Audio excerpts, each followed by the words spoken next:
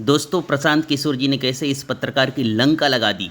उन्होंने कहा गांधी जी कभी भी कानून बनाकर शराबबंदी के पक्ष में नहीं दिखे और दुनिया के किसी भी देश में यह सफल नहीं हुआ है।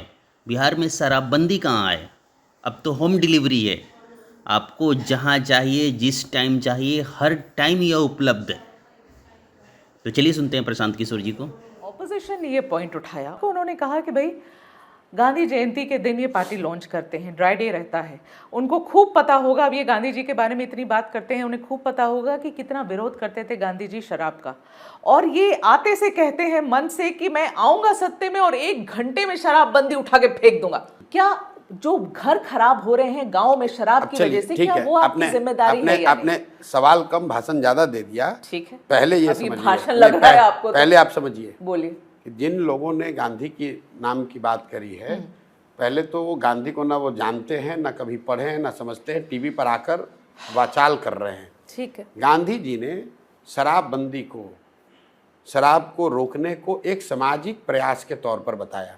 गांधी जी ने साथ में ये भी कहा शाकाहारी बनो, जिसका मतलब है कि गांधी जी के आधार पर आप देश में कानून बना देंगे कि जो नॉन वेजिटेरियन है उसको जेल में डाल दिया जाएगा। दुनिया में शराबबंदी के जरिए किसी समाज, राज्य, देश का, लोगों का भला हुआ है, ऐसा कोई पॉलिसी लेवल पे कोई प्रमाण, कोई एविडेंस नहीं है। ठीक।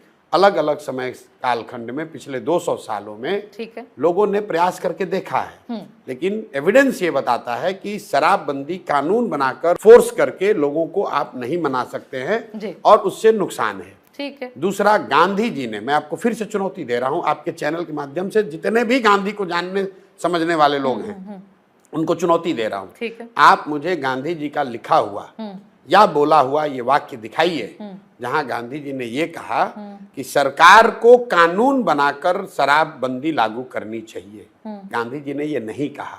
गांधी जी ने ये कहा कि सरकारों को ये प्रयास करना चाहिए कि समाज में शराब का प्रचलन न बढ़े। तीसरी बात, मान लीजिए कि शराबबंदी से, जैसे आपने जो महिला पर बड़ा लेक्चर दिया, शराब के कुछ बंद होने के कुछ फायदे हैं, मान लीजिए, तो फायदे तो तब होंगे ना जब शराबबंदी लागू होगी।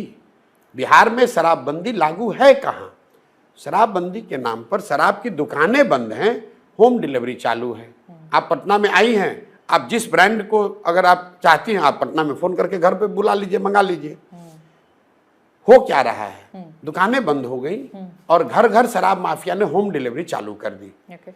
बदले में और 20,000 करोड़ का राज्य का नुकसान होने लगा। बिहार जैसे गरीब राज्य को 20,000 करोड़ का रेवेन्यू का हर साल नुकसान हो रहा है। और ये पैसा जा कहाँ रहा है? ये पैसा जा रहा है शराब माफिया के पास, भ्रष्ट अफसरों के पास, नेताओं के पास। और शराबबंदी लागू भी नहीं है। आपने कहा महिलाओं को बड़ा कष्ट हो गया, ये हो गया।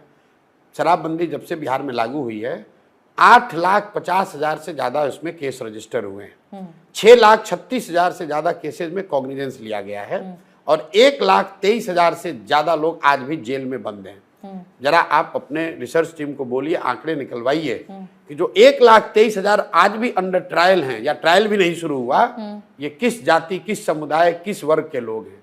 ज्यादातर लोग गरीब हैं, पिछड़े हैं, दलित हैं, जिनको कोई बेल कराने वाला नहीं है, जिनका कोर्ट लड़ने वाला नहीं है। और उन गांवों में जब उनके घरों में आप जाते हैं तो महिलाएं चीख चीख कर कह रही हैं कि हमारे हस्बैंड को, हमारे बच्चे को, हमारे भाई को पकड़ कर ले गए और जो कुछ भी घर में बचा हुआ था वो भी बेचकर अब हम लोग थाना में दौड़ रहे हैं, कोर्ट में का चक्कर लगा रहे हैं।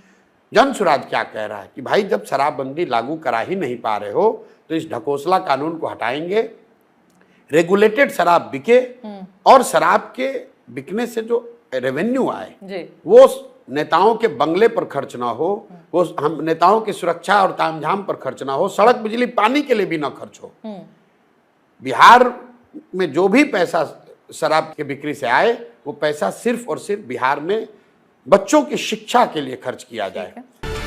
एक नए यूट्यूबर होने के नाते मेरा आपसे विनम्र निवेदन है कि आप इस चैनल को लाइक करें, सब्सक्राइब करें और शेयर भी करें। जय हिंद, जय भारत।